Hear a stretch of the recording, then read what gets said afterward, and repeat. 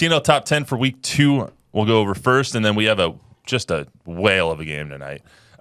If you don't want to watch the Cowboys, flip on CWSA to see you can watch pretty much both. two of. Yeah, actually, you can split screen it now if you have YouTube TV. Double box it.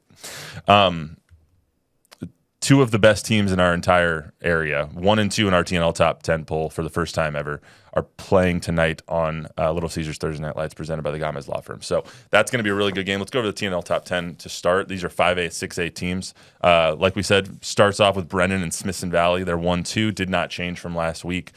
Brennan beat Reagan. Smithson Valley won handily against somebody. It was like 67-7. I forgot. It was Roosevelt, right? Yeah, it was Roosevelt. That's right.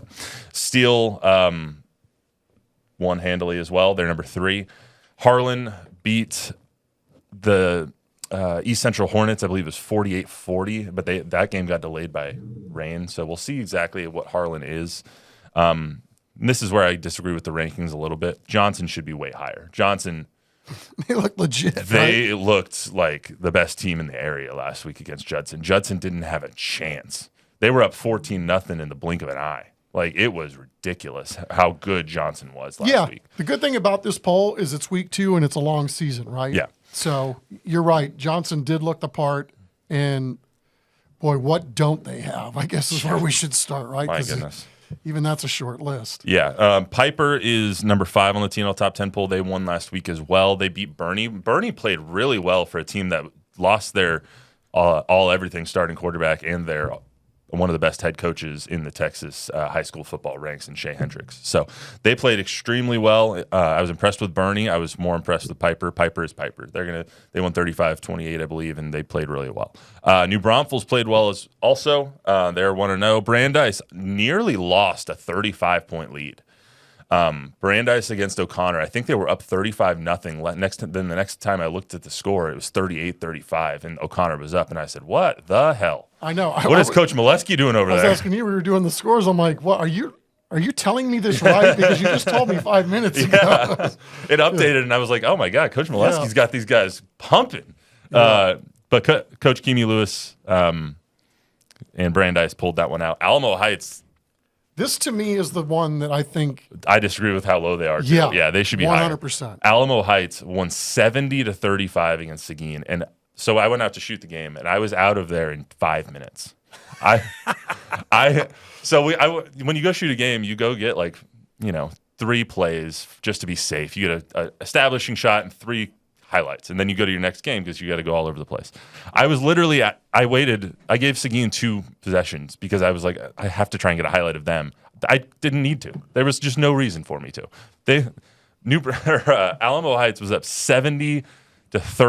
They won that game, and this is without Michael Terry III, who was one of the best athlete prospects and is now at Texas in the entire state last year. And so DK Garza is going to be a monster this year. He gained height, he gained weight. He looks like Michael Terry looked last year. He is a force. We did their game last year. Alamo Heights is running back for them. And I always really appreciate the way Ron Rittiman does things, especially for TV, because he could have easily made that all about the Michael Terry game, but he did not play the one-man game, and we got a sense of DK last year. It was like, that dude, again, man, my jaw dropped. It's like, man, who is this guy, right? And they've got a lot of dudes like that. Yeah, it was crazy. Based on what we saw last year, we knew that, okay, Michael Terry, as great as he is, and he is great, I mean, these dudes ain't going to miss a beat. They got dudes on top of dudes at Alamo Heights. You wouldn't think that they would be so deep of a team when they're such a small district, like right in the heart of San Antonio or north side of San Antonio. And it's like, God, they just reload, and Ron Rittiman's got that kitty purring, and it's like, all right, let's go. And then number 10 was Clark. Yeah. Clark got the win over Cougs. Clark got the win over Sotomayor. And so they're 1-0 now, too. I think that was a 17-14 game. All right, let's talk about Brennan and Smithson Valley. What can you not say about these guys? Smithson Valley, the reigning 5A D1 champs from last year. Brennan, always a force to be reckoned with Coach Baser. Let's hear from both coaches first before we kind of break down the game. But these are 2 of the best head coaches in and 2 of the best programs in our entire area. What did film show you about the game the other night? Well, it's typical to kind of have a few struggles and a few mistakes, in your first game. New guys playing, in a big game. Reagan's obviously a really good team, so we're glad we came out on top, but there's definitely some things to clean up pretty much on offense, defense, and special teams. So here we are today, starting to clean up that process. Excited to get the win, but, that's usually how most first games go, across the state. And then you got a short week, and it doesn't get any easier now. You play the defending state champion in 5A. First off, what sticks out to them when you start watching and breaking down their film? Everything. I mean, they're good at everything. They're top 5 coaching staff in the state of Texas. Like you said, they're defending state champs. I mean, they're a storied program. There's not much else you can say. They're exceptional, and to beat an exceptional team, you got to be exceptional. So that's our goal this week, to knock out some of the things we need to fix and play the best game we can. Obviously, that's the goal every week. We want to go 1-0 every week. We went 1-0 last week, trying to go 1-0 this week on a short week. So that's a big challenge, and then a big opponent, bigger challenge. But, the process stays the same, and hopefully we just got tremendous focus and so on and so forth, and can carry some of that momentum of winning last week into this week and play a big game on Friday night. Coach, what did tape show you about the victory that you had on Friday night? Well, we were just able to put a few more explosive plays together. Our defense made a number of turnovers, gave us short fields, and offensively, for the most part, we were able to capitalize and just got it rolling downhill. And I don't know if it'd go like that if we played them again, but that night it did, and we're glad of it. And what's ahead is a very good Brennan team that you're getting ready to face this Thursday on a short week. What are some of the things that they do well that's keeping Coach up at night? Well, they just, they've got a lot of things going in their favor. They have an excellent tradition. They've won at a high level for a long, long time. They're very disciplined in what they do. Their kids are very well drilled and well coached and buy into it. You can tell because they are locked in, and in every phase of the game, they don't make mistakes. And then on top of that, they've got athleticism, they've got talent, they've got speed. And so you put all that together on a short week over at their place, tall order for the Rangers. Yeah, he's got that right. Tall order for the Rangers, tall order for the Bears as well. Damn right. Tell me what you see and what you heard from both coaches. Well, obviously we're in week 2 here, and I just really enjoyed my time on the phone with both coaches this week. I mean, you'll learn so much about not just the game of football, but how they run an organization, how they run their program, what they're trying to teach these kids, not only on the football field, but as men. Just super fascinated by both of these guys. They do it a little differently. There's probably a little more fire from Baser, and but don't you can tell that from his speaking voice. Yeah, and Larry's just runs such a well-oiled machine that it's but they're getting a little fire, but maybe a little different tone in how it's done. I was fascinated when he was talking about, not only this matchup this week, but talking about rivalries. And he's like, we don't really put any more weight into playing this team or that team. And if somebody wants to do that with us, that's great. We can't control them. But he doesn't want his teams ever to think that they're on some sort of roller coaster emotionally week to week, that literally this is the most important game. We're going to put our best foot forward. We're going to fight like heck every moment of the game. We're going to do what we do best. We're going to line up and see if it's better than what you do best. But, and really the tone hasn't really changed with Larry. I really thought, it's like, do you have to learn some new tricks? You've never had to coach a team that's won a defending that comes back as the defending state champs.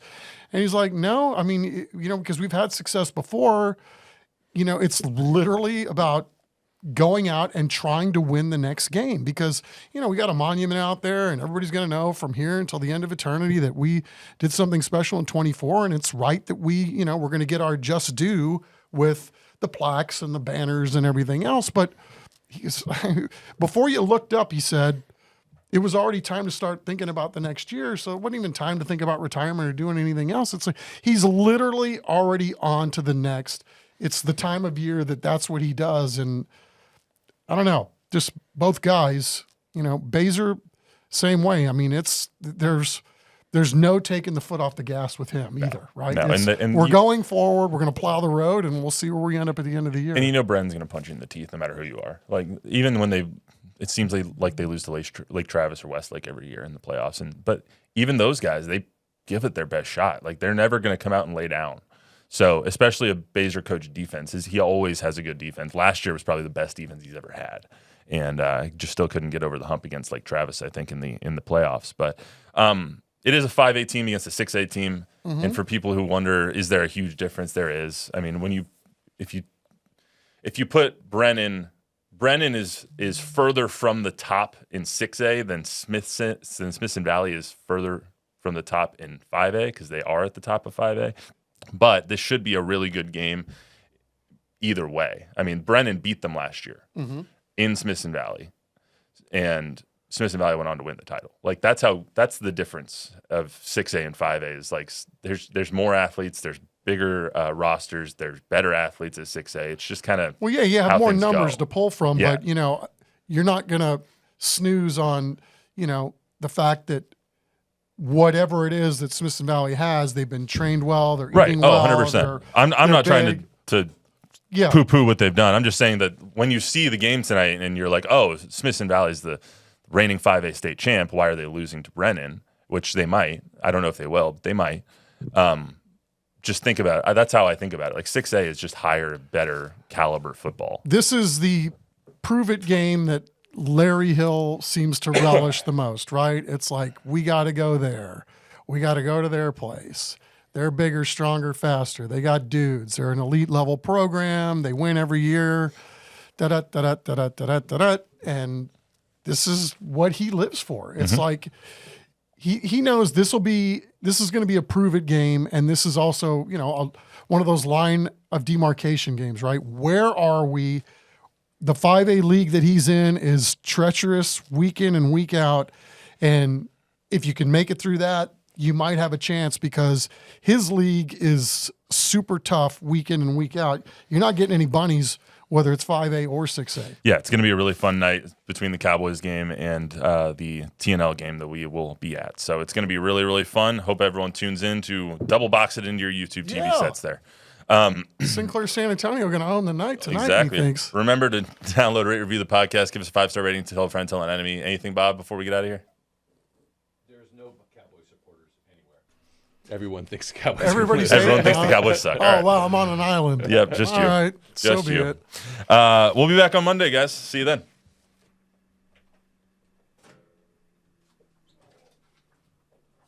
Should I get a shred for you? Please. Should I get a shred for you? You got it, Luis. So if your real name is Luis.